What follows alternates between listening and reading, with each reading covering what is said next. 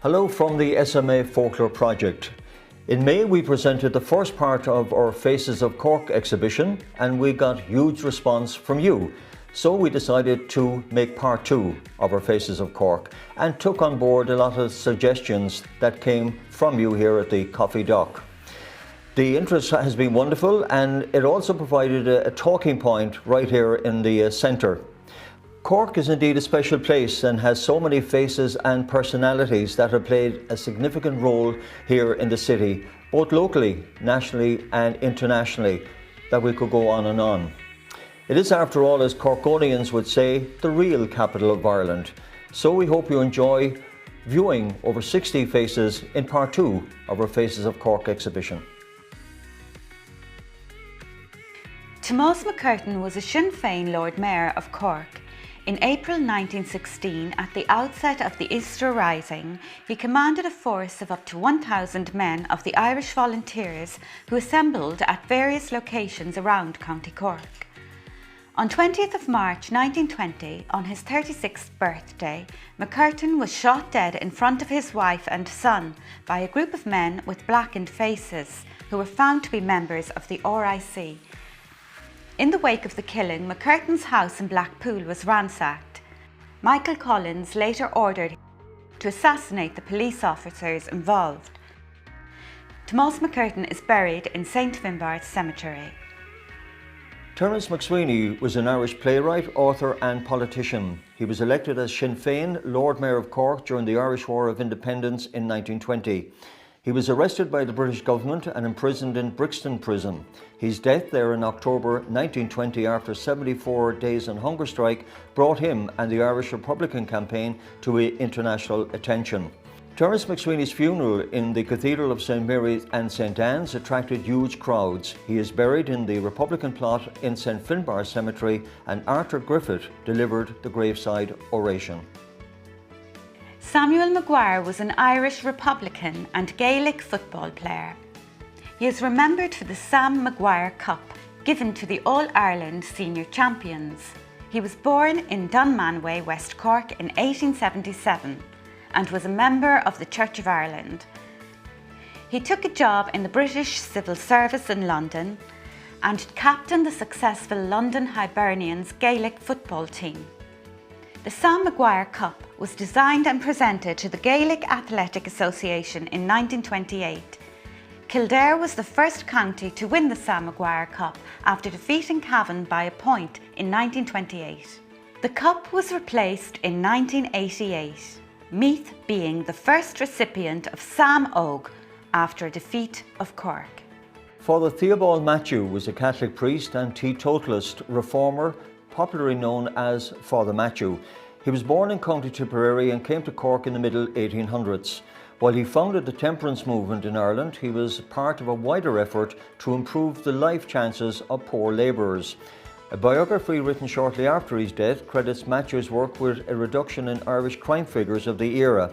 Father Matthew died on the 8th of December 1856 in Cove and was interred in St Joseph's Cemetery, Cork, a cemetery which he had himself established. And everyone knows the statue of Father Matthew at the top of Partick Street. To many Cork people, Father O Flynn was known simply as Flinny. A legendary Irish figure, he became internationally known for the methods he developed for overcoming speech defects after he had been featured by the BBC in the edition of It Happened to Me. Every Sunday morning from 1924, he held a school of drama in a loft above a sweet factory in Shandon. This loft was for 30 years the domain of Father O Flynn, who had been trained by a friend and pupil of Sir Henry Irving, a training which laid the foundations for his great love of Shakespeare. He took children with bad stammers and turned them into actors and actresses. RTE named Father O Flynn as one of the People of the Millennium in 2000. Gerald McCarthy is a former hurling manager and player. In his playing career, he was known for his intelligent anticipation, his ability to find open space and his overhead striking of the ball.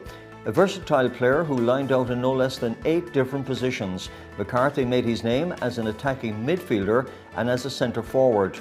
McCarthy came to Gaelic Games prominence as a schoolboy. He joined the St Finbar senior team at the age of 17 in 1963 and spent the next 16 years as one of the club's key players. He has 5 All-Ireland titles and 1 All-Star to his name.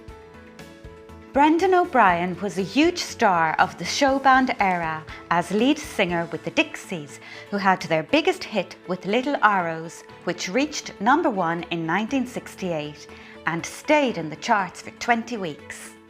Sadly, Brendan passed away suddenly in 2008, aged 66.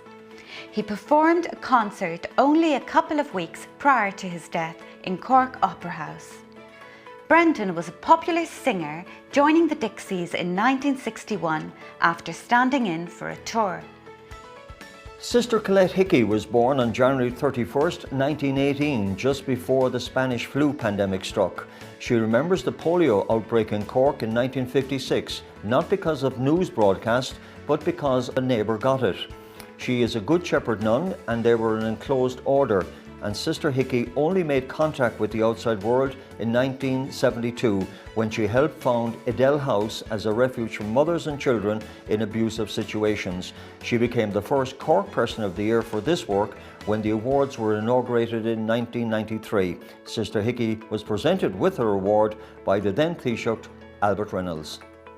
The Late Late Toy Show star Adam King won over the nation during the pandemic with his virtual Hug for You message that resonated with so many and brought the nation together.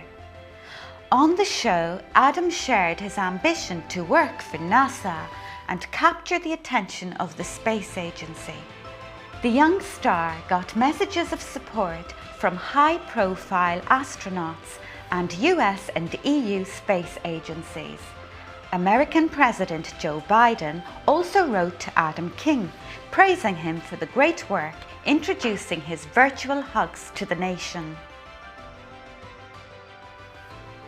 During July, we'll be presenting the Knit for Africa. Knit for Africa is a group of ladies who come into the parish centre on a Monday afternoon, and they knit various products to be sent to various countries within Africa.